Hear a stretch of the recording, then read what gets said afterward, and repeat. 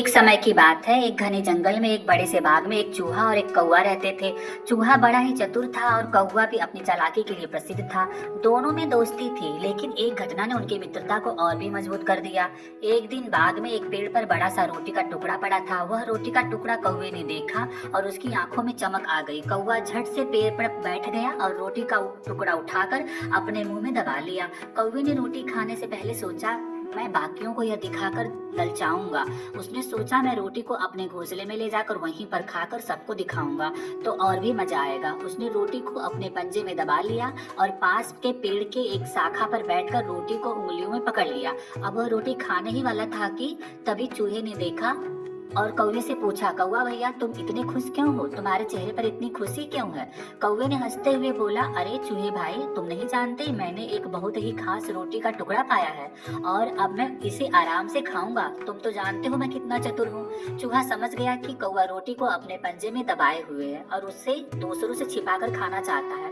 वह कौवे से बोला, भैया तुम सच में कितने समझदार हो। मुझे तो लगता है कि तुम्हारी आवाज बहुत मीठी है। अगर तुम मुझे अपनी आवाज में कोई गीत सुनाओ तो मुझे बहुत अच्छा लगेगा। मुझे यकीन है कि तुम्हारी आवाज सुनकर रोटी का स्वाद और भी बढ़ जाएगा।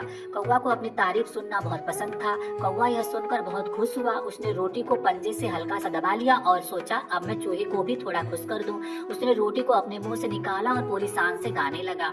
चूहे ने जैसे ही कौवे को गाते हुए देखा, वह एक चतुर चाल चलने की सोचने लगा।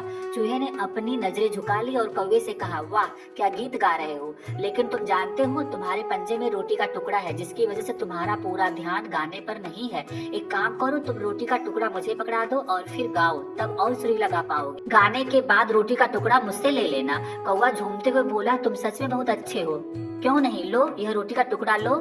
चूहे ने तुरंत रोटी को लिया और कौवे से धन्यवाद किया। वह बिना किसी समय गवाए रोटी लेकर अपने बिल में भाग गया, जबकि कौवा अपने गाने में खोकर बाग में अकेला रह गया।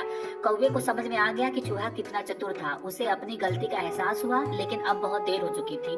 चूहा अपने दिमाग से हमेशा की तरह बाजी मार चुका था। इस घटना के बाद कौवा ने फैसला किया कि वह अब अपनी चालाकी से किसी को धोखा नहीं देगा और चूहा अपनी चतुराई से हमेशा खुश रहता था, क्योंकि उसे पता था कि वह सही समय पर सही कदम उठा सकता है। कहानी का संदेश, समझदारी और चतुराई से बड़ी कोई ताकत नहीं होती।